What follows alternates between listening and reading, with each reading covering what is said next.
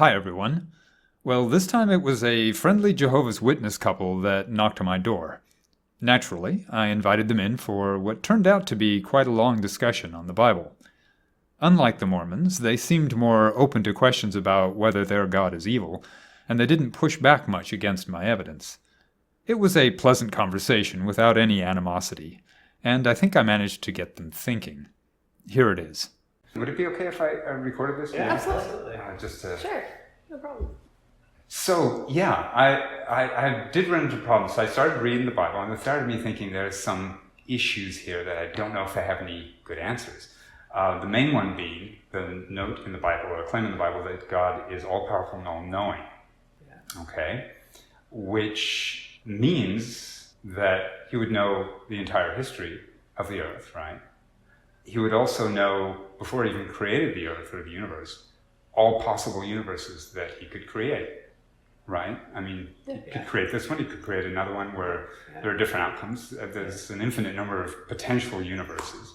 Sure. And being all-powerful can create any of those universes. Mm-hmm. Yeah. Which means this is the universe he chose to create. Yes. And it's the one I think where... that's all logical. Yeah, it all makes sense right there. And it's not groundbreaking, but the implication is that he knew that if he created Lucifer, he would become Satan. I don't know how literalist you guys are.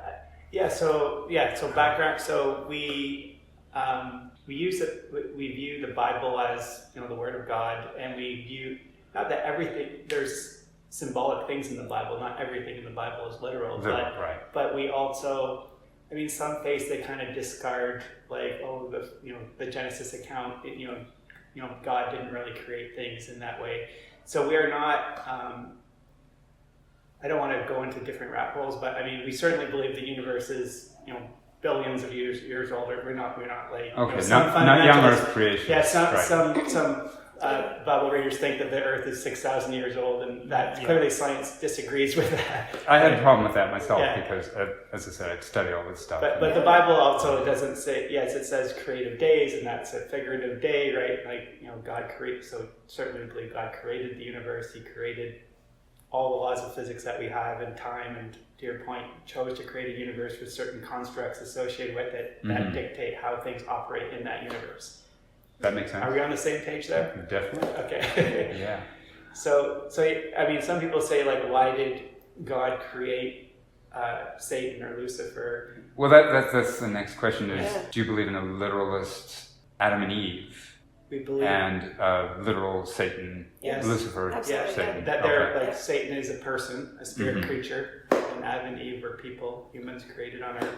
And what about the flood, drowning the earth? We believe in the flood. Yeah. When would you say it had occurred, though? When? Yeah, or is it not specified? Well, it was specified exactly when. In the time of Noah. The Bible has the chronology, right? Adam and Eve. 4,300 years ago. Yeah, 4,000. I was going to say 4,000. Yeah. Okay, and then what about hell? Do not believe that hell is a literal place. It's a state of mind, almost. So that's we believe that when the Bible uses the word hell or Sheol, that it's a place like the Bible also says that when people die, that they are unconscious, conscious of nothing. So we do not believe that there is a place. Many other religions like Catholicism or others believe that there's literal torture for all eternity. People that get sort tortured. So no, the Bible clearly says the wages that sin pays is death, and the state of death is one of unconsciousness or nothingness. So it's not like so going to sleep, it's like sleeping or just in the grave. There's nothing else that goes. No spirits. Okay, so there's actually no penalty for not believing, non-believers. The penalty would be that you die. And that's everybody dies because of sin. That there's no. And again, that's a different. So Jehovah's Witnesses have a few differences in theology than some of the mainstream, Catholic, Protestant, whatever. So hell is one of them where, that's we can put a pin in that because there's a lot of firm biblical reasons why we believe that.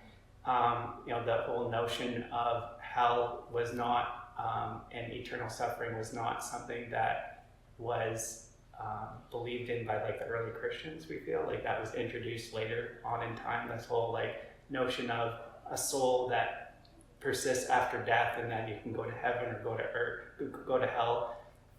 Certainly, we believe in heaven. We certainly believe in spirit creatures that are there, but we believe fundamentally like the outcome, the purpose for man was established by God in the beginning by creating Adam and Eve as people to live on earth.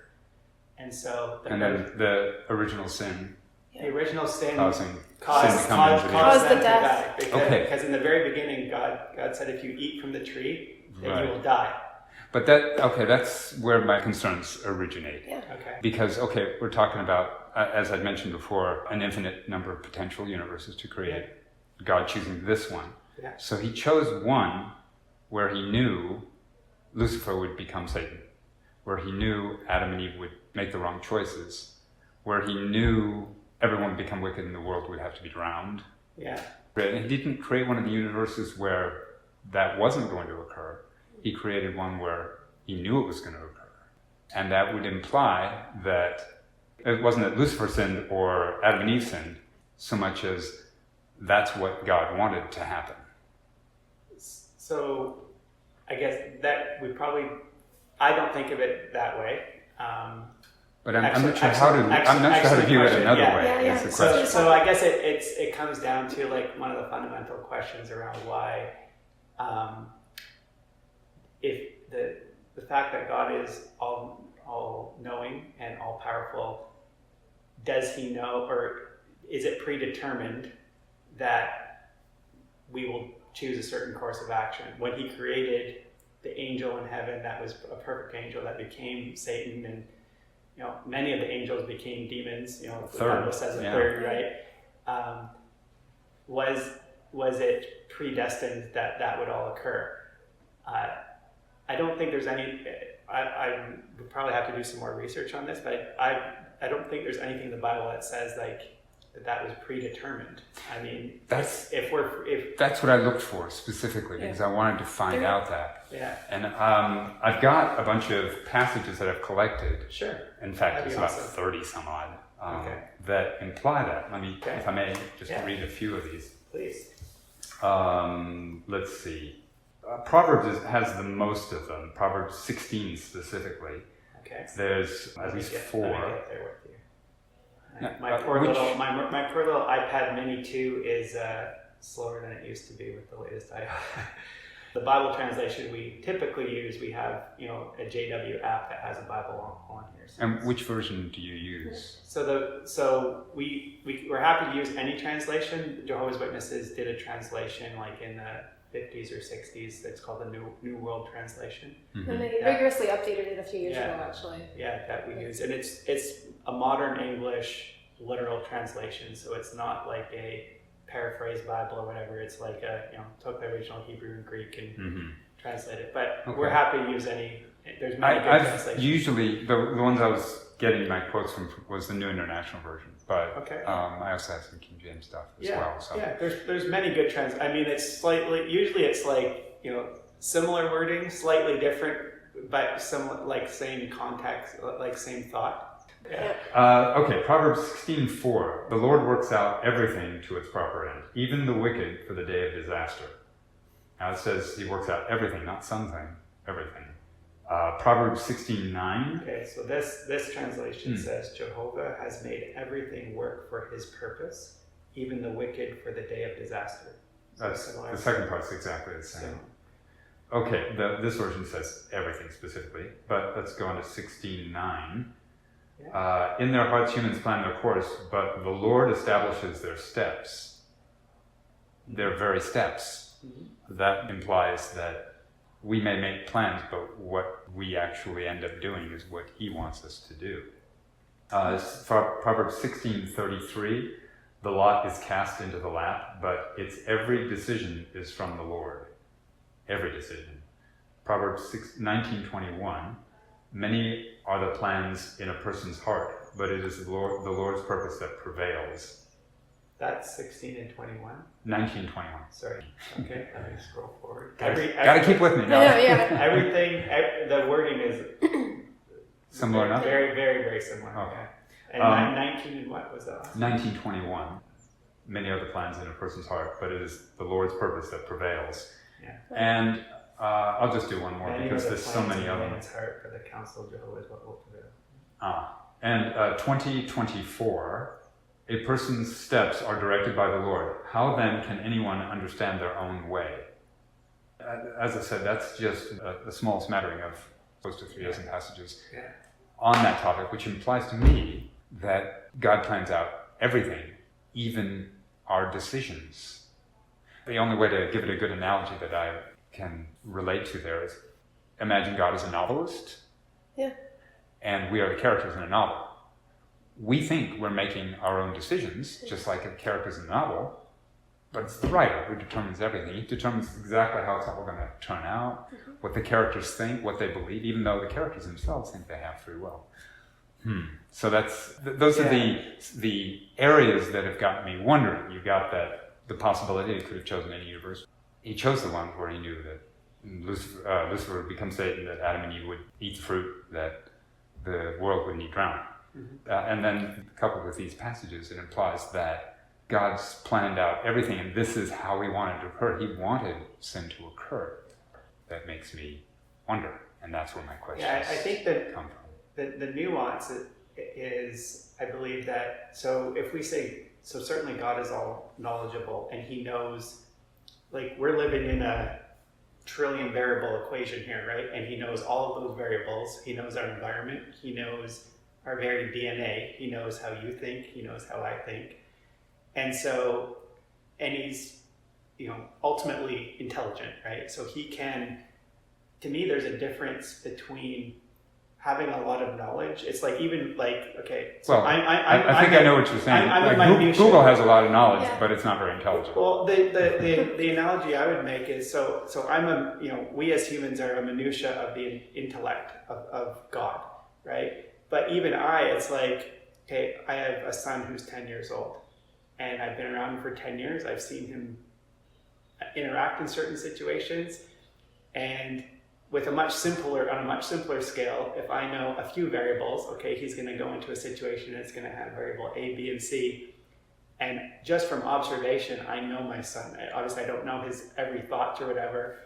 You can, as a parent, with pretty good certainty predict the outcome. And that's like you can do that through teenage years. Yes, that's a very simplistic.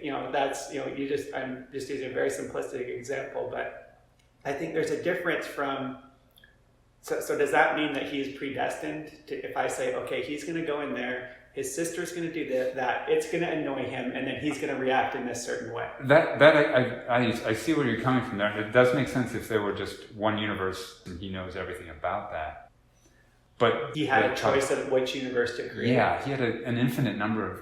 He could have chosen a universe where everyone made the right choices. Yeah, he could have created a universe where there were no persons that had free will, that everyone was pre-programmed to do. But that's what those passages imply to me, is that he plans out everything.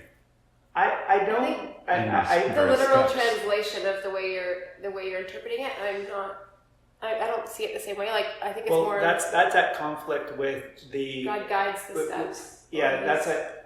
That's the thing. It wasn't guides. It's actually he plans the steps. There's maybe a subtle distinction that's lost in the translation from the original. I don't know, but there's so many passages that say plans everything. Yeah. Ephesians 1:11. God plans everything in accordance to His will. But there's also an abundance of scriptures which talk about choice, right, and how we can choose. So. But again, the choice doesn't require free will, because, for example, even a simple animal that doesn't have free will can make choices. Even a computer program can be programmed to make choices, even though it doesn't have any free will. True. So, choice is not analogous with free will. Completely agree with that. And characters in a book think they have free will. They're making their free will decisions according to their beliefs, but in reality, it's the author who's making the decisions for them and making their logical leaps for them too, so that you have the villain and the good guy. They both think they're the good guy. but then they're making their decisions accordingly, but it's not really their decisions. Yeah. That's my concern there. Okay, so backing up then, the fundamental question is there really, well, there's a few questions wrapped up. Is there really free will, or did God choose, if all the decisions, the major decisions are preordained or predestined, why did he choose this world? Right. That presumes that there's better options, right? Well, there has to be if there's choice.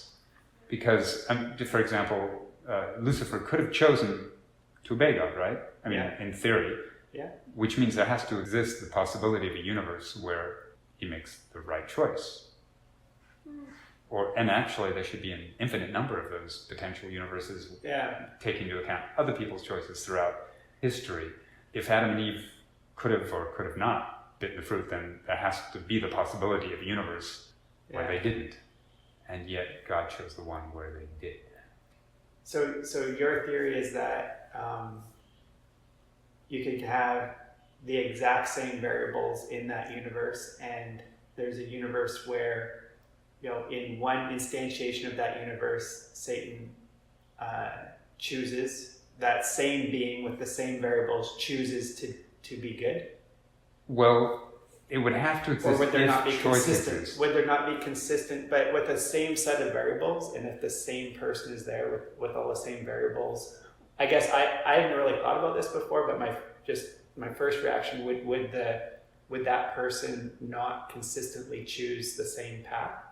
Or do you view it as like, there's a 50-50, like in any, if you re-roll the dice, you're going to get a different outcome? That's a good question. If you're going to look at quantum physics, it would say yes, because there's some things that aren't predictable. They just occur on random intervals. So, but that's physics, though. So I agree with that. Physics is, yes, there's like a randomness to physics, and if you replay the same experiment, that might. I don't even know for certain. There's even physicists can't say for sure. Yeah. Whether I guess it's a very interesting question. I need to think about it more and probably do some more research. But I had always kind of looked at it, if you have the same set of variables and the same people involved, that the outcome would be consistent. Well, then why wouldn't God change whatever little tinkering change, or just not create Lucifer at all? I mean, knowing, okay, I want to create Lucifer, yeah, and I know he's going to fail at this point, and he's going to do this and this and this. If I don't want him to do that, I'm not going to let him do that. Just take him out of the equation. Leave this angel out of the equation. Or tweak his brain slightly. Yeah. You don't have to, it doesn't have to be all that much necessarily to change someone's mind. Because if you're talking about changing the variables, that would be a variable, or there may be some variables that could change that would do that. But if there's no way that any slight tinkering like that can actually result in a different outcome, then that would mean all potential universes that God can imagine would be limited. But surely, if we can imagine Lucifer saying, you know what, God's right. Surely God can imagine the same thing. Yeah, it's an interesting question, because it's like, in the way I've always looked at it is God created a bunch of free agent people that were, the spirit creatures were created perfect, right? They had not sinned. Both Adam and Eve had not sinned when they were created, and they were given parameters within which they were supposed to operate, but they were also not they were created with free will, i.e. they could decide to, I don't like that rule, or I'm going to rebel, or I'm going to do whatever. And so people, a common question that I've heard is, people are like, okay, well, why didn't he, you created that universe, even if God didn't pre-know that all these things would exist. Okay, so but he has to if he's all-knowing. Right? No, all-knowing versus knowing that the outcome, the Bible, I'll have to look up the scripture, but the Bible also has a thought like, God can choose not to look into a specific, like, yes, he could predict that with all these variables A, B, and C, but he also, it appears, chooses to use that at times and not at others, meaning that this whole world of free variables that can choose to do he chose to create that. That was a conscious choice, right? Because he could have chosen robots that just abide by a certain programming and cannot deviate, right? So that was an option, but for whatever reason, I don't believe the Bible comments on this, like, he, as the mastermind of all this stuff, it's believed that this was the best path, whether it's because that was enjoyable for him or whether, I don't know, but that was the world that he created. Just one thing that's related to that, though, it seems Adam and Eve kind of had a handicap in that they didn't know the difference between good and evil until Genesis 3. They didn't know the difference? Yeah. Well, they were told about the garden, about the tree. They were told not to and eat they were the fruit. told not to eat of it, and they were told the consequence of eating from it. Right. And then Lucifer came along and said, no, that's He not lied. gonna happen. First lie. But you have to know evil to know that lies are evil. Or that lies would even exist. Because Well, they knew, so there was a bunch of time, we don't know how much time. There's when they ate the fruit that they There was a bunch of time where knew they about were good with and evil. God and they knew God. So they weren't like babies. They weren't like, they were perfect. They had functioning, logical, reasoning brains, right? They were communicating with God for, I would imagine, a long time. It's not like on day one, Lucifer shows up, right? Right. And so they had a relationship with God. I mean, and certainly Adam was around, before Eve, naming all the animals, making the garden, all this stuff, right? And so the notion, and God gave him clear direction to not do this, and then this other entity shows up and says, you know what, all that stuff that God told you is all nonsense, and he knows that when you do this, you're bound to be like him, your eyes are bound to be opened. He had enough information to make a choice there, did he not? Well, I'm trying to put myself in Adam's shoes, Yeah. or Eve, actually, Adam, both of them. Yeah. If you were unaware of lying because you don't know... That hadn't occurred. Yeah, it hadn't occurred. That was a new thing. So if someone says, this has to be done this way, Yeah. you say, okay.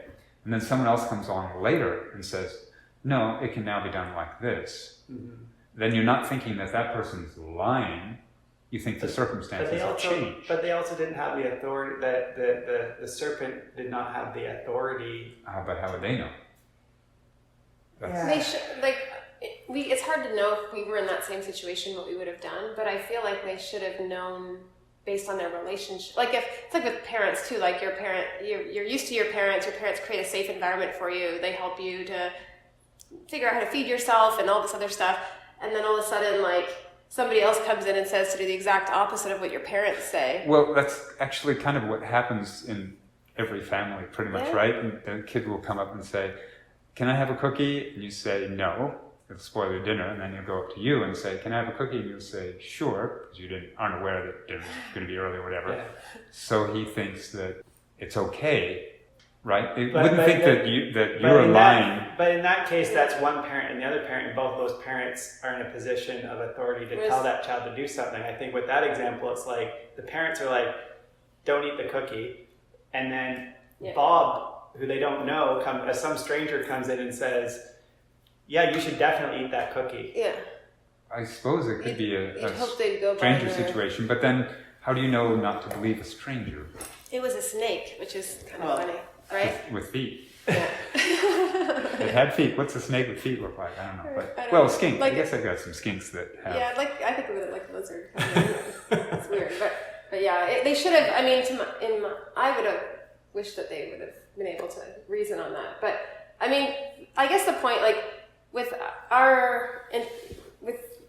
studying the Bible, we see God's grand purpose, and so I'm not sure what you've gotten to as far as what God's plan is for the future for us, or Well, I've read the whole thing the whole Bible? in a couple different versions. Yeah, okay. Cover to cover. Okay.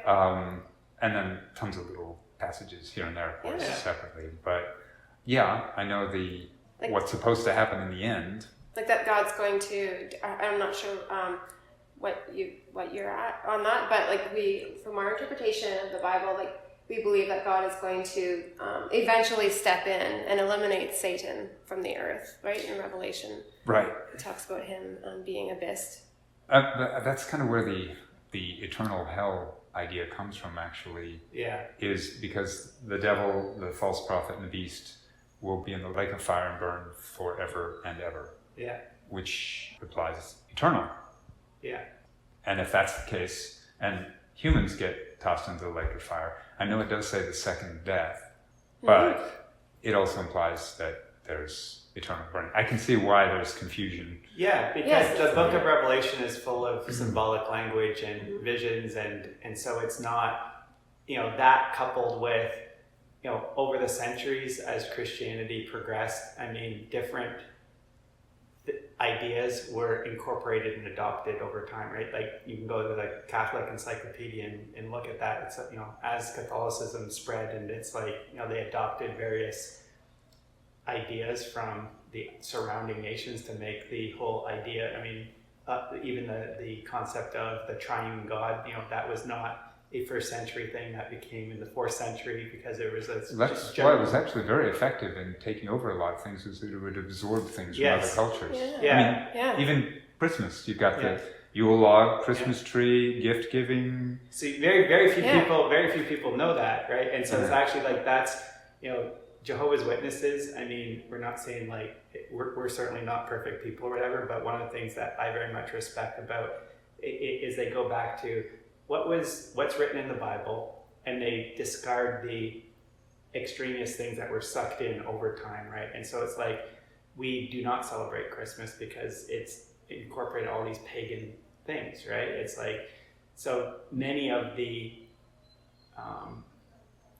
traditions, many religions have a lot of traditions that they've incorporated over time, which have nothing to do with actually what's written in the Bible, right? And so that is, one thing that, is, I would say, is unique about Jehovah's Witnesses is that there's a big effort made to really align with, what's actually in the Bible as opposed to what was adopted over time. And just because it's been adopted, now it's cute, who doesn't want to do whatever, right? It's I mean, Christmas, even atheists celebrate Christmas. Yes, exactly. It's fun.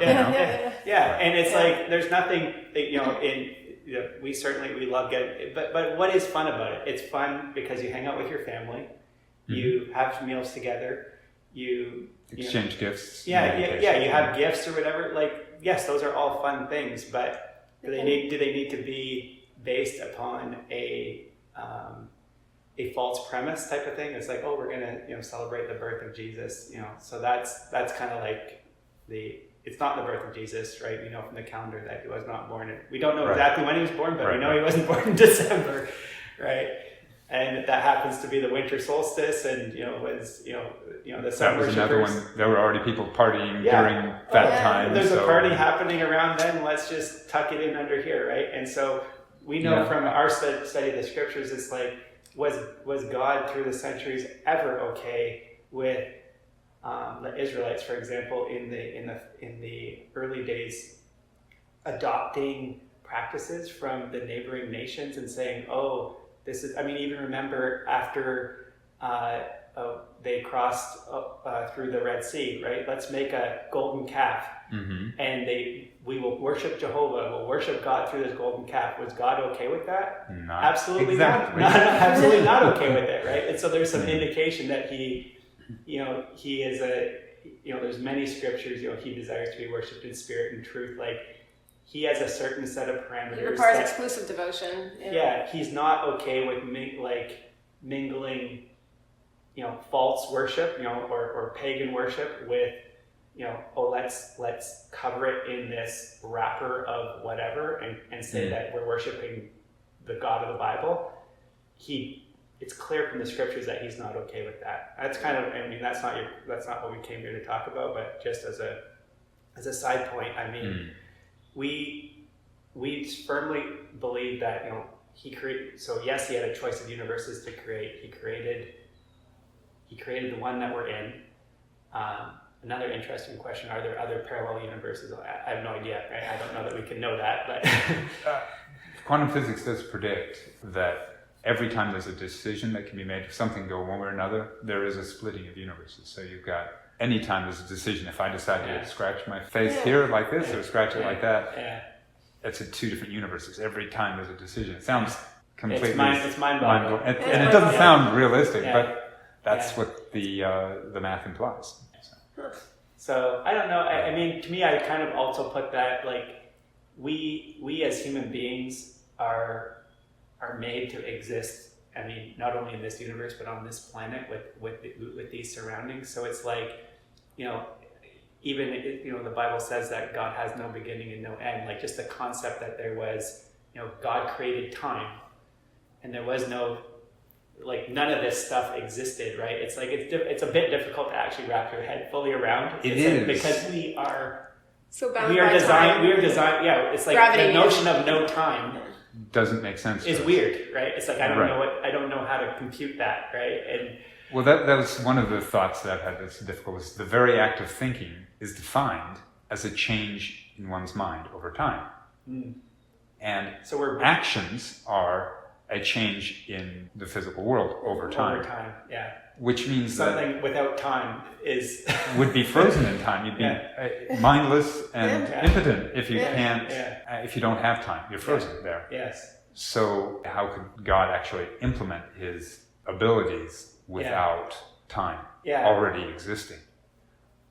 It's a weird thought, but it's like, I guess I haven't really dwelt personally, long and hard over that, and there's way smarter physicists than me in the world, but just sort of comparing like what we know from the Bible, what we believe to be true is that God created this universe and this planet. We believe He created this planet to be inhabited by people with a purpose. So He created Adam and Eve in the beginning.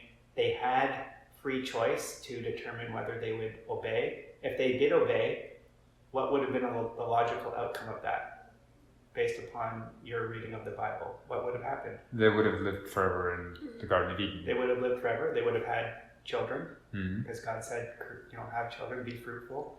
If they would have had offspring before that did not sin, then again, by the Bible's own words, it's the wages sin pays is death. So they would have died, and the offspring would have kept living, but because they did not have offspring before they sinned, all that offspring inherited sin as their, the wages sin pays is death. That's all they could pass on.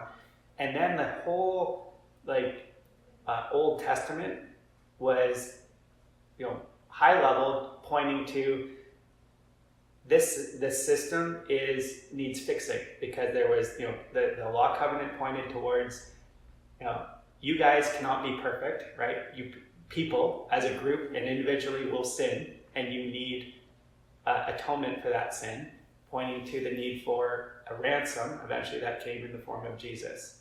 Right, but again, God knew that if He put Adam and Eve in the garden with the serpent and the tree of knowledge of good and evil, He knew it was going to happen, and He sat there and watched it. He didn't stop it.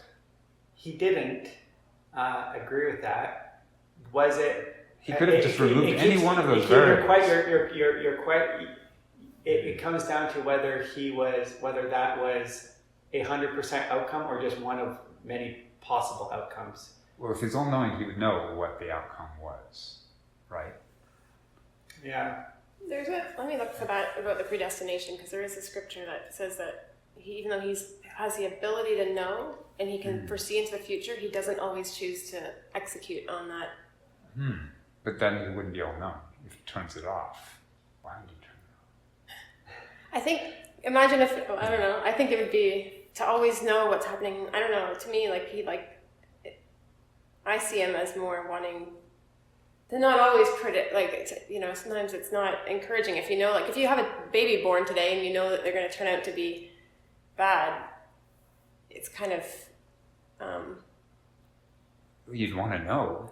I don't know. As a parent. As you're raising that child, would you want to know that they're going to end up being Well, bad person down the road, or would you? if you decide, I'm going to have a kid You hope starting that you today, What's how is it going to what's turn the out? outcome And if gonna you be? find out, oh, he's going to be the next Hitler, you're probably going to say, I'll pass, or at least I'll wait But until if you've already had, another I time. think if you've already had this kid, you don't necessarily. Like, If you've already you had may it, not but this is wanna- again all-knowing, knowing before even creating the Yeah. universe. So, so bear with me for a second. Does the Bible encourage belief in fate? No, it does not. Rather than indicate that each person has a predestined day of death, the Bible says that, quote, time and unforeseen occurrence befall them all, Ecclesiastes 9 and 11. So that's the quote, time and unforeseen occurrence befall them all. I don't know if that's the complete. I don't know if it indicates that exactly. I have seen something further under the sun, that the swift do not always win the race, nor do the mighty win the battle, nor do the wise always have the food, nor do the intelligent always have the riches, nor do those with knowledge always have success, because time and unexpected events overtake them all. Yeah, but that wouldn't prevent God from knowing those. Okay? Though God has the power to know when a person will die, he does not predestine the specific time. Otherwise, why would the Bible say, the very fear of Jehovah will add days, but the years themselves of the wicked one will be cut short, and the wicked man will not live out only. I've known a lot of old, nasty people. Yeah, no, it's true. But the years themselves of the wicked ones will be cut short, and that wicked man will not live out half their days. Our way of life can often affect how long we live. The Bible shows that our fate, to a large extent, is in our own hands. But what that's really saying is that the decisions we make are in our own hands, but not necessarily that we are the ones who decide what decisions we'll make.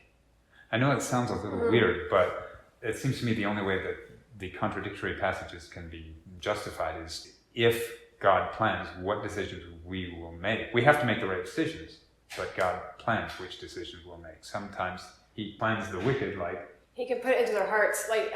Well, speaking of hearts, Proverbs 21:1, in the Lord's hand the king's heart is a stream of water that he channels toward all who please him. Well, there's several cases where, like, both in the ancient times, the Bible indicates that he has put it into the heart of somebody, like either an ancient king or whatever, to take some action that was aligned with his purpose. So I think, like, definitely... And the opposite. God has a purpose, right? He has certain things that he will make sure gets done, right? So there's a desired outcome at a universal scale that he will use the word manipulate, direct things to make sure that outcome is realized. Right, that would be the, who has the... But even within, like, does that... they are the ones, the person's steps are directed by the Lord. Steps. And I interpret... Down to the very...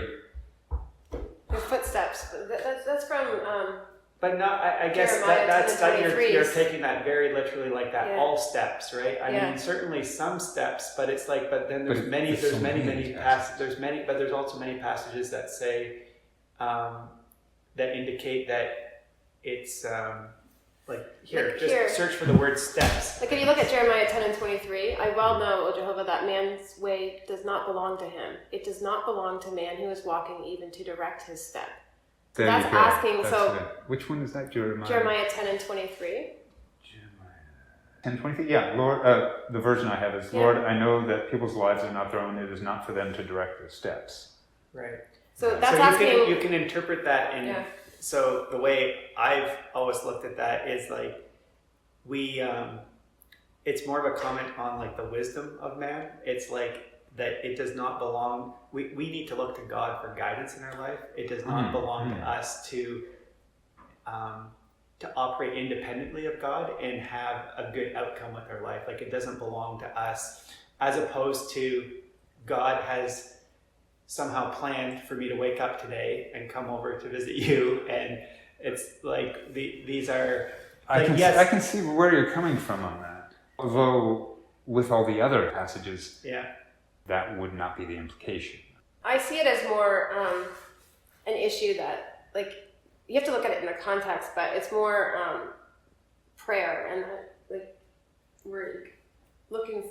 God's looking at helping, like those who pray for guidance from God. We believe that God also helps certain things. Like if it's going to fulfill His purpose, then He'll help guide you in certain ways, right? But So it's guidance. prayer can change his mind? Yeah, there are situations where it's shown in the Bible. There's several instances in the Bible where through prayer that God was convinced of to take a different path. That doesn't fit with all-knowing, though, does it? No, it doesn't. That's why we say. Well, not all. But you're saying like you're all knowing, predestination. all knowing, and like foreordained future. Well, futures. yeah, I'm just saying that all-knowing implies to me, at least, that you know every action that everyone's going to take from beginning to the end. That would be all-knowing. That's not some knowing. But he also I don't think it's at conflict with, because it's like he gives accommodation to like the Bible refers to Abraham as God's friend, right? He had a person had a relationship which was described as a friendship with another person named Abraham who was a human. And so God can have an individual relationship with us, like the fact that he is all-powerful and all-knowing, and we are allowed to speak to him through prayer and express ourselves. Like, all-knowing doesn't mean that God has predestined for you. Like, if you pray to him and you say, help me understand this, or can you help me with this, or like, we have a large degree of freedom to express ourselves, to just because God knows our makeup and he knows us very well, doesn't mean that we can't. There's still like, I could choose to say A or B to God, or like it's not all the world that he made is not all like, he knows everything. He has predetermined and preloaded every single input. Like it comes down to your very crux of your question, which is what is really choice versus free will, right? And whether he has planned everything and why he chose this universe out of a potential infinite variety. That's the way I'm interpreting this. It all fits together. It's not a pretty picture, but it all fits together. Where imagine God he wants to create, like a novelist wants to write a book, to write a story that's interesting. And so he creates a universe where he knows everything exactly what's going to happen. And he might even interact. He might have characters who pray to him, but he knows how he's going to respond. He's always known how he's going to respond and how it will fit his plot in the end. But the good guys, the bad guys, nobody has any choice in the matter. They are his characters. We're puppets in the essentially, to make a good story. For what purpose? I guess for entertainment. We don't know. What if someone who knows everything, who is all powerful, maybe needs entertainment? Who knows? But that would be the implication. I mean, after all, the Bible does mention that he does things for his purpose. It's not for us; it's for his. Yeah. So his entertainment would make sense there.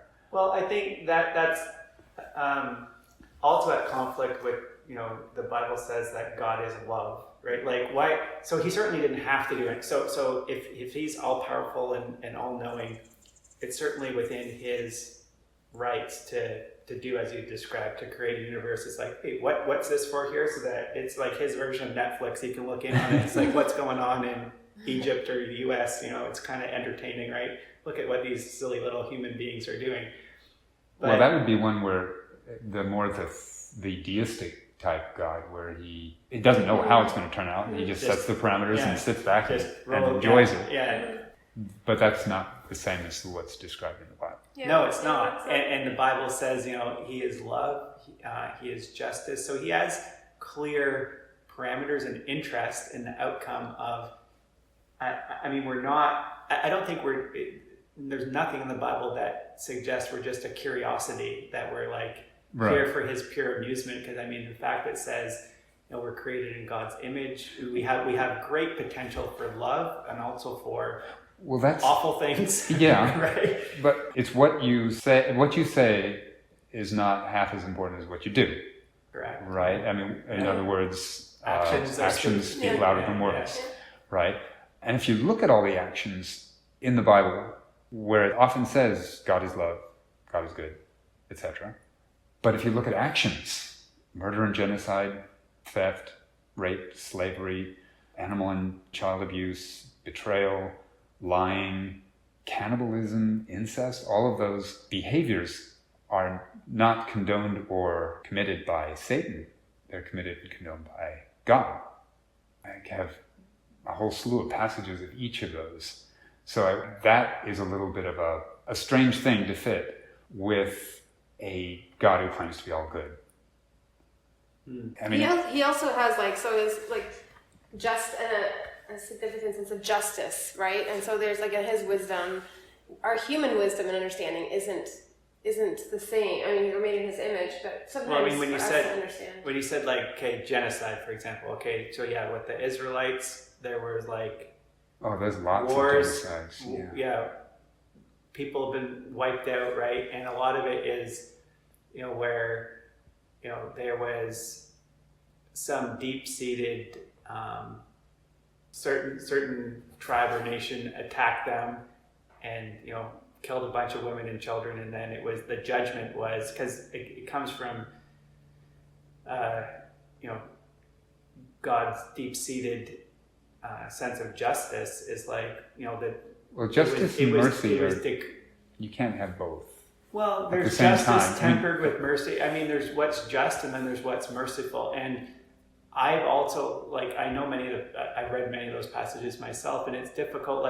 Also sometimes we're given a little snippet of, we have a little bit of information on what happened, and it's then God wiped out, including all the women and children. Well, 1 Samuel 15:3 is one of the big examples there. Now go, attack the Amalekites and totally destroy all that belongs to them. Do not spare them. Put to death men and women, children and infants. Yeah. Ordering even babies murdered. It's even worse than Ezekiel 9:5-7. Then they heard the Lord say to the other men, follow them through the city and kill everyone whose forehead is not marked. Show no mercy, have no pity, kill them all, old and young, girls and women, little children, but do not touch anyone with a mark. So that's because he attacked his nation. So in Exodus 17, it kind of talks about them attacking Amalek attacking the nation of Israel. Mm-hmm. And it says in 16, so Exodus 17 verse 16, it says, because his hand is against the throne of Jehovah will have war with Amalek from generation to generation. Yeah, I can see that, but even killing kids, babies that are innocent, ordering his own people to go. Yeah, that's a toughie. I agree. Mm-hmm. I mean that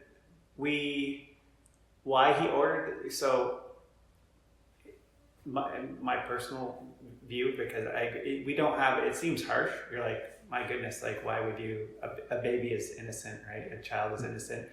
I mean, but there's actually plenty of biblical, in God's infinite wisdom and justice, that he does hold children, minor children, accountable for the actions of their parents. Yeah, that's another problem. He does, right broadly, I for think generations. That's pretty consistent. Yeah. That's pretty consistent, right? It's that's not a problem for you guys? I mean, that's a problem to me. I mean, take a baby that's about as small and innocent of any wrongdoing as you can get. Yeah. So what God's plan is for that, whether, because he's capable of resurrecting ones, right, in the future. I mean, that was shown through Jesus when he was on earth, whether he plans to, quote, make things right in that way. There are certain, particularly in the Old Testament, certain accounts where it's or even I thought I don't remember the name of the Bible character, but it's they were studying the Ark of the Covenant or whatever, and it's and they were killed, right?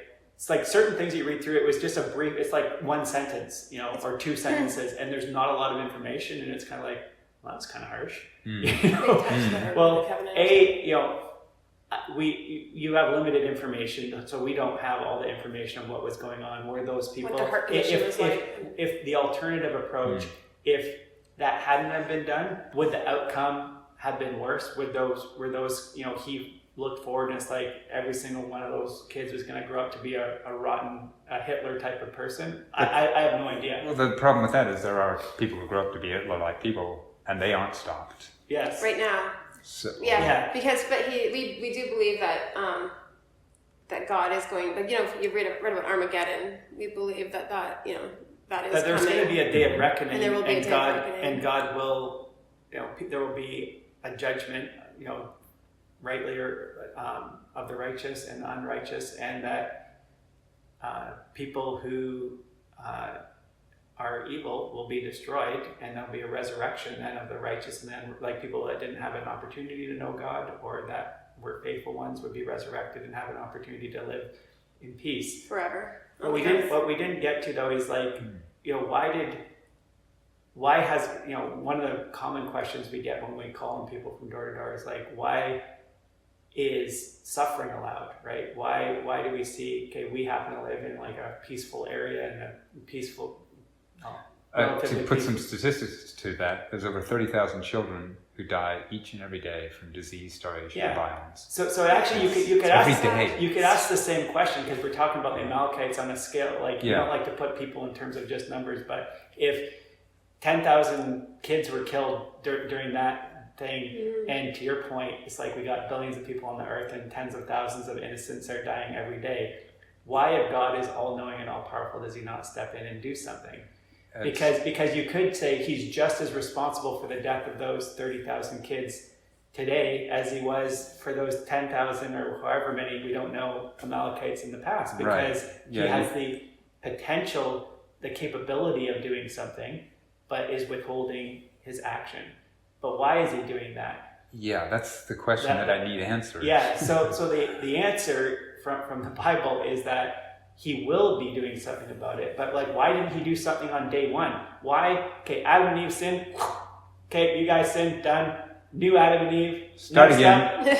Well, come on in. The one that comes to mind to me was Noah. Why start with Adam and Eve when he knew that it would lead to potentially hundreds of millions of people, drown them all, start over again with Noah and his family? So why not just start the entire? So I'll go to the the view that we have, and then we can back this up with some scriptures. But God had a purpose for the earth to be. I said, what was the purpose? You said they were, if they hadn't have sinned, they would have had children. They would have had happy lives, and there would have been billions of people living on earth, living happily forever, and they wouldn't die. They wouldn't get sick. What makes people unhappy now? They get sick. Our loved ones die. And by the way, life's short because you're only going to be here for like 80 years plus or minus 20, and then you're done, right? So, but the point is that he did not start over again. Why couldn't he? Because he can, of course. Why didn't he? I shouldn't say why couldn't he. Similarly, why didn't he? Okay, Satan and the demons rebel. Okay, done. You're gone. It's because there's, in his perfect sense of justice, it's like there was all these spirit creatures up there. They're like, okay, angels, thousands or millions possibly. Of okay, angels so that are looking in on the situation. What was called, it wasn't just that they sinned; it was that they called into question God's right to rule, his sovereignty. Mm-hmm. Does God, as the creator of stuff, have the right? And by the way, is your life actually better off if we follow his rules? He said, parameters. Don't touch this one tree. You can have everything else, but don't touch this one. And Satan said, but knowing. Satan said, your life, hey, other angels, we're better off without God. We don't need him. And if that question is raised, just like if you were in a classroom and a student is like, hey, this teacher doesn't know what they're talking about. I'm gonna, there's a better way. There's a better way, and the teacher just throws them out instead of saying, okay, speak your mind. Then the other students could be like, well, maybe he knew maybe Johnny he knows has a better way, right? And so God is letting this play out for a period of time, not for infinity, but for a period of time over which he can prove once and for all time, because this isn't like the millionth time through this cycle. We're going through this thing for the first time in this universe. After the flood, that was pretty much and they were imperfect still. Scratch. Right? Like Noah and his family were imperfect still, so they still had that problem of imperfection. But he didn't wipe out. It wasn't a start over because he didn't start over with perfect people. Yeah. He kept Noah and his family alive because they were the only righteous people left on the earth. And he did give them a chance, with Noah. But he could have started with them is what I'm saying. Rather than all the suffering and the hundreds of millions of people who were drowned in the flood, could have avoided all of that just by starting with Noah and his family. It's presuming that that would be, quote, better in some way, So it's hard to imagine that everyone not drowning wouldn't be better. I mean, wouldn't you imagine if things were so bad that everything had to be drowned? Yeah. That there couldn't be a better way?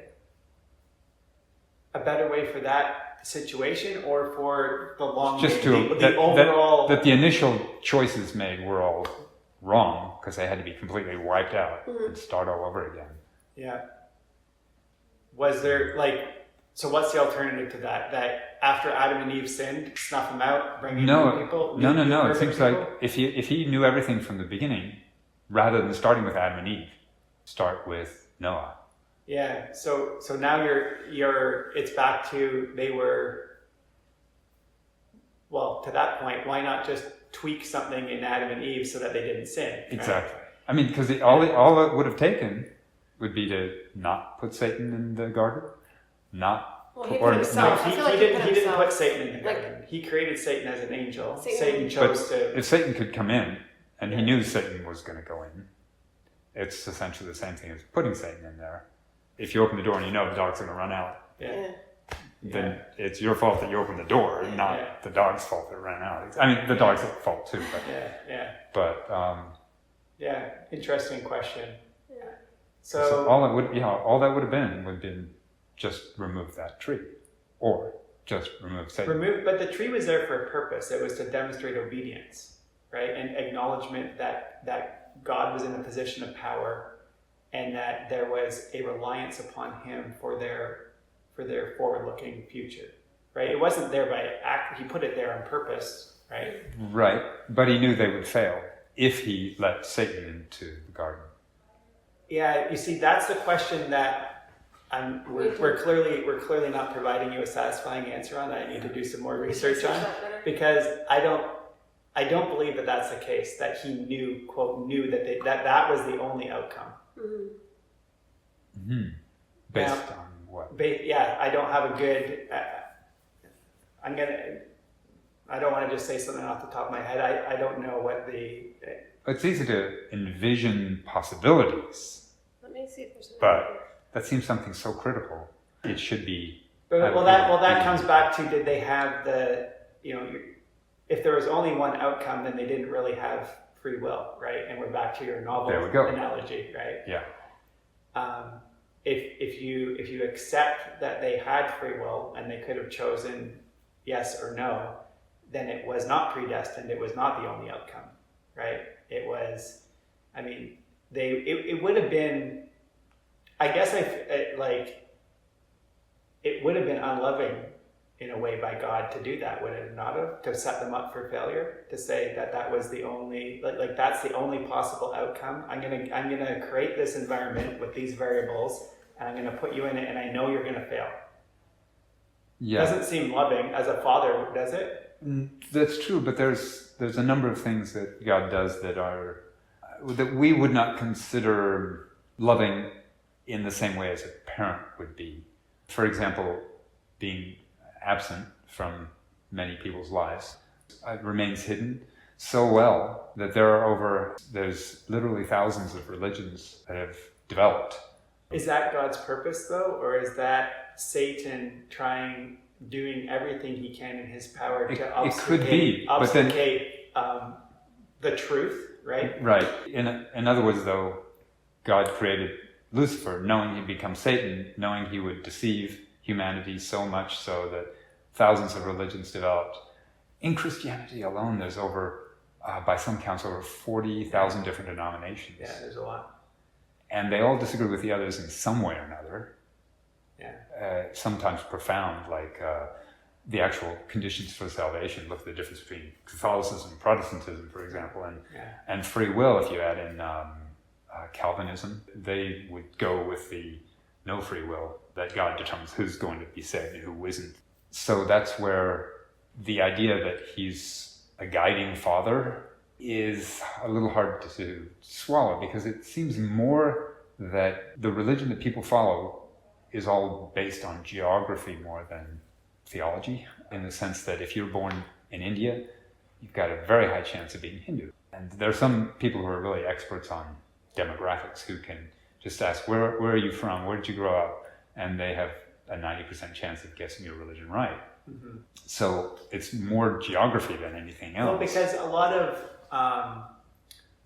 when you say 90%, I mean, I don't know what the percentage is, but I'm just I'm not disagreeing with it, but I'm saying a large percentage, and I don't know if 90% is the right, of mankind do not think deeply about God, what makes, more than I was, my parents were a certain religion, I was born into this, I have this certain community, and I'm either going to follow it somewhat, a little bit, or just no bid that whole thing, right? Like, typically people don't think, like, a typical person does not search for truth. They accept what was given to them by their parents. Right, exactly. And that's demonstrated by a lot of religions. It's like, okay, well, you become a Catholic when you're a baby. You're born, that baby doesn't have any choice. It didn't do any research. It doesn't know anything, right? It's a little baby,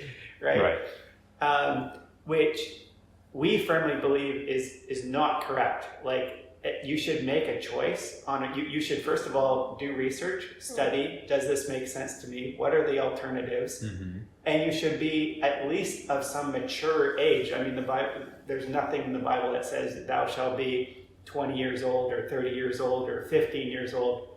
But it's reasonable that you have to have a certain maturity of thinking capability to make an informed decision on what religion you're going to follow.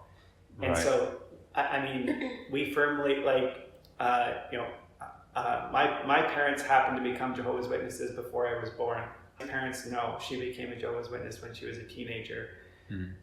But also, like, with me, it's like I was not. It's not like, hey, you are in this when you're a baby. It's like you get baptized, when you're older, right? It's when you can make a decision. Right? Have read and it has to be you. It's like you have to want to make a decision. True, but the most important thing is making an informed decision. Mm-hmm. Correct. And the problem is the most important piece of information, absolute certainty of the existence of God, the specific God from the right denomination and everything. That one is the most critical piece of information. And yet the world is filled with literally billions of people who they're sincere in their beliefs, their religions. Yeah. The reason I'm interested in this... 100% agree. There's many sincere people. I grew up all over the world, in India, Australia, Brazil, Mexico, many other countries.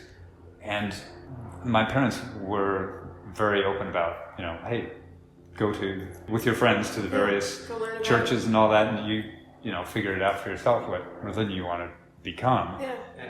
And the one thing I found is that they're all sincere. They all believe. Oh yeah, there's lots of really good people. And there's goodness. And they're good people. There's goodness in any of these. Now, and sincerity and good works don't necessarily mean that is the truth. That's true, but it's certain that the vast majority of humanity is not following the correct religion. Yeah, and I think by definition, Revelation talks about the broad road that leads to destruction, right? Yeah. And so, but how do you? It says follow the narrow path, right? Yeah. But it doesn't say what that narrow path is. It seems to me that if we're talking a good father figure, the first thing would be make everybody in the world aware of his existence, exactly what he wants and what he doesn't want, and then you can make an informed choice. Well, do I follow? We feel like he is doing that. I mean, there is not also, but by definition, not every. So there's a time period before which the end will come, and there will be a judgment. And by definition, there's babies born every day. Not everybody is going to have, quote, a witness given to them before that end comes, but there's going to have to be some like reconciling and making right. Okay, Bob and Jimmy and these other billion people didn't have an appropriate chance, and they're going to get resurrected and have to be given a chance and all this stuff. Well, then the whole point of life, doesn't that make it kind of superfluous? If you go through life, you've ended up following the wrong religion, sincerely following the wrong religion, and you would have followed the right one had you known. But when you die, but people are given. So there's. I agree with you 100%. There's people that are not given an opportunity, right? But then there's plenty of people that are given an opportunity and choose not to think about it. Like carry on with traditions because it feels good to just do this stuff. Like we might know that Christmas is not supported by the Bible and it's based on pagan origins, but there's a lot that just say, you know what, it just feels good and we're going to do it anyway. But it's not necessarily harming. I mean, you might think it is, but it might not be. God may be okay with that. Well, it portrays Jesus in a certain light as a baby, and. But I think the point is that you said, why doesn't God let everyone know? And we would argue He is letting a large percentage of humankind, not 100%, but a large percentage of humankind know. Like we go door to door talking to people about worldwide. But I also have had Mormons knock on my door, and members of other congregations. And they're all sincere. I mean, I've been talking. We've talked to actually, so there's more Mormons in California than in Canada. And actually, Heidi and I work with several Mormons. Every single Mormon that I've met, because I know like a dozen now, have been wonderful, moral people. They seem nice people. Very, very moral, very good, hardworking individuals. To your point, just because someone is sincere and quote a good person doesn't mean that they're worshiping God in spirit and truth. That's true. But they think they are. They can think they are, but have they made it, so each of us as intelligent thinking human beings have been given a responsibility, and it's a very serious one, to am I doing what God requires of me? Am I searching, right? Because people sometimes pray to God. Actually, the lady that helps us with our house cleaning, she lost her mother recently, and she was praying to God, help me understand why my mother died. The truth is about the condition of her mother. So people do pray to God about these things, sincerely asking for direction in their life, and it's incumbent upon each one of us as intelligent, free-thinking individuals to make sure that we're making choices in life that are aligned with truth. Yeah, you speak with a fundamentalist Baptist or evangelical versus a Catholic versus Lutheran, whatever, and they'll be able to point to the scripture that supports their but you have to look at the whole again where there's discrepancy, because you're right, there's these 10,000 different flavors of just this little twist on whatever. You have to look at the Bible holistically. What is the theme of the Bible? So you've read the Bible. Have you noticed a theme in the Bible? Like, what is the whole point of the thing? Salvation. Yeah. It points to God's kingdom, as when in the model prayer, Jesus taught his followers to pray, "Let your kingdom come, let your will be done on earth as it is in heaven." It points to the fact like there was original sin. God had a plan. Sin occurred. There was a need for salvation, pointing to Jesus as the ransom sacrifice, and that in Revelation with the visions and all that stuff, it's like pointing to the end times and what's going to happen in Armageddon, and that there'll be an accounting for this stuff, and then the earth will get back on track. That's like the theme, the Bible in 30 seconds. Right. Right. That's a good account there. But the part that has me a little bit confused there is you were implying that there's a reckoning at the end. So I guess the blunt question to ask is, why would anyone become a Jehovah's Witness specifically if at the end, if you didn't become a Jehovah's Witness, say you stayed a Mormon or whatever, God would say, hey, you chose the wrong one. If you're saying there's a reckoning as far as people can... we're not, so first of all, we're not the judges. I'm certainly not the judge. The Jehovah's Witnesses do not believe as a group that any of Jehovah's Witnesses here are going to determine, Billy was good, Bobby not so good. Right. And just because we're witnesses doesn't mean that we believe that we're going to survive Armageddon. We also have to every day make the right choices, right? right? And so, but being Jehovah's Witnesses, you believe that when you die, that you have a better chance. The hope that we have is that we will be resurrected, right? But the thing is we were presented, I personally in my life and Heidi personally in her life were presented with, here's some information, right? You're a free-thinking individual. Does this make sense to you? Are you aligned with this? Are you going to take, do you accept responsibility? With this, do you accept that these are facts and that you would like to go along with this? And so it's hard to be a witness. We chose to say yes. Okay, you can say no. Well, as I mentioned, Mormons, I think, are in a similar boat as far as being fairly small, unless you live in Utah. So the thing is, if you are given information and you have all of the variables is not the right word, all the information at your disposal to make an informed decision, and you choose not to, that's much different than... That's true. But that comes back to that question, where's that informed decision of that God exists, period? Yeah. And so there's a variety. So there's people that, never heard about God. There's people in India, to your point, that they're giving, here's 1 million gods. It's very confusing, right? It's funny because we actually have a family from India in our local congregation here, and he'll talk about that. He's like, it's super confusing over millions of gods. And so what God is going to do with each of these individuals, I mean, the Bible broadly says He is a God of love, He is a God of justice, He's a God of mercy. So it's up to Him and His Son Jesus who are going to judge, what happened to all of the billions of people that have died in human history? What's going to happen to everyone that's around at the time of the end? And we can have confidence based on what's in the Bible that He will sort it out in what manner is appropriate, right? What is just and loving and merciful will be accomplished. That's my confidence. I would hope so. As I had mentioned that list of murder, genocide, slavery, theft, all that.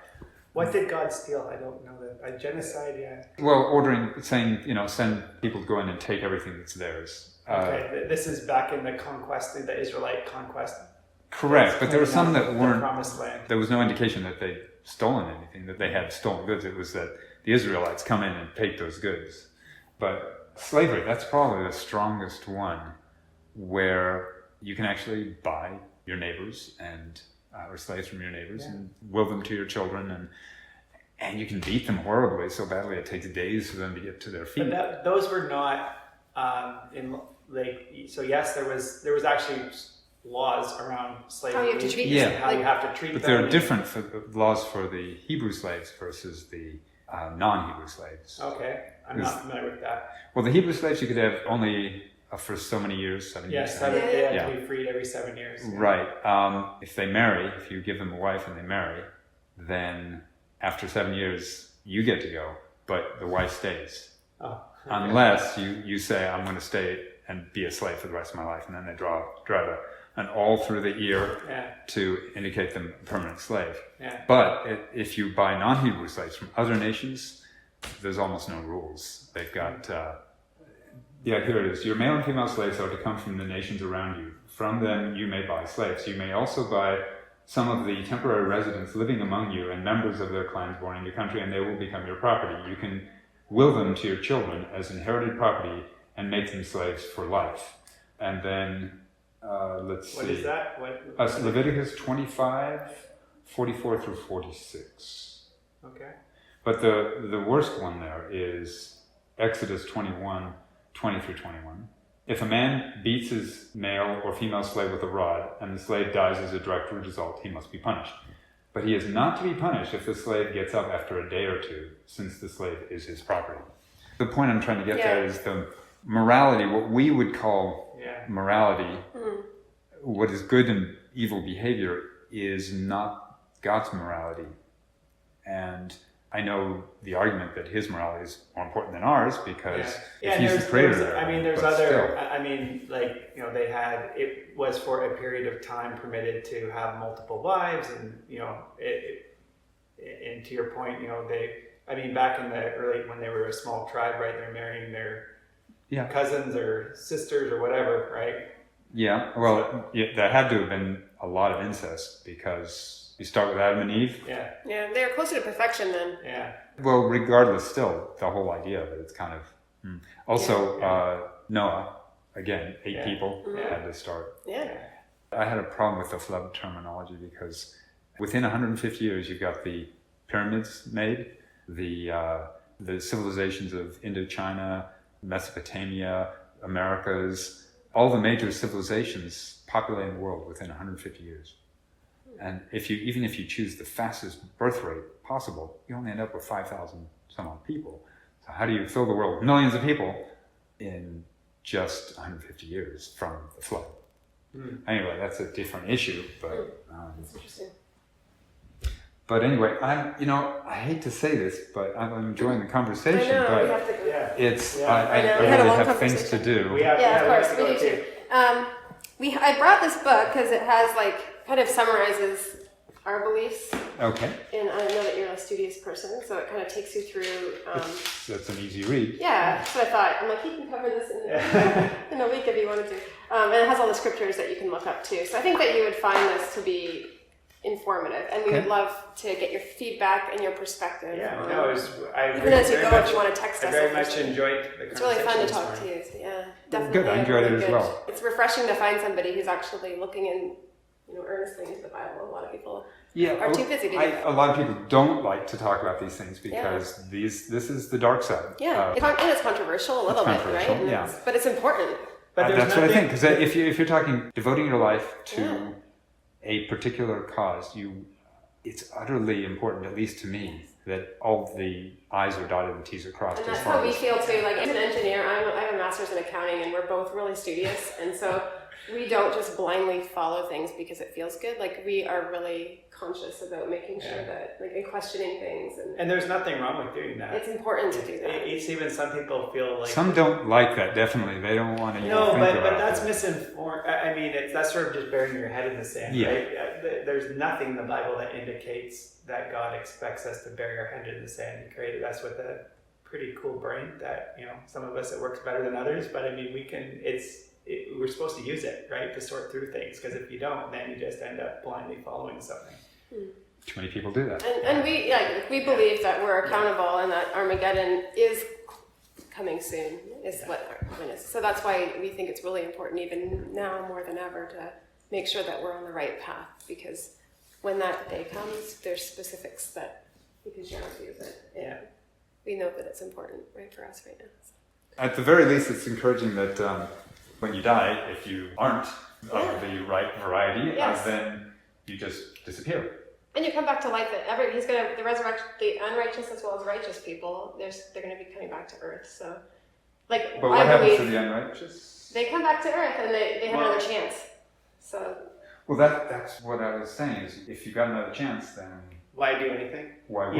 Well, that's a longer conversation, but there's if somebody willfully, like, they know the truth and they're like, who does know the truth? Well, that's where there's gray area. Again, I'm not saying no one of Jehovah's Witnesses are like, hey, Billy's not going to make it because darn it, we explained this to him like 3,000 times and he's still not with it, right? Because everyone's got different, right? Everyone's got also different history, right, and all this stuff, right? And so, it's I think there's a certain amount of personal responsibility that God expects of people, right? To do, if you forget the wording of the scripture, but if it lays within your hand to do what's right and you do not do it, that's viewed negatively, right? Mm-hmm. So I think that's in line with the overall theme of the Bible. But anyway, we'll let you go. Yeah. It was great talking to you. Thanks for coming by. Keep in touch, and we'll get together again. Text us and let us know if there's anything in that book that strikes your curiosity, and we will do some research on predestination, because you asked some good questions. There. So it's good. Got the brain cells working. All right. Enjoy the beautiful day. Absolutely, you too. So there you have it. As you heard, the couple requested my feedback, so I sent them my Bible Notes document. The link to it is in the description bar. It's basically a more focused and less contentious version of my Debates Notes document. Weeks later, there has been no response, but that's to be expected. However, once again, perhaps I planted a seed of doubt.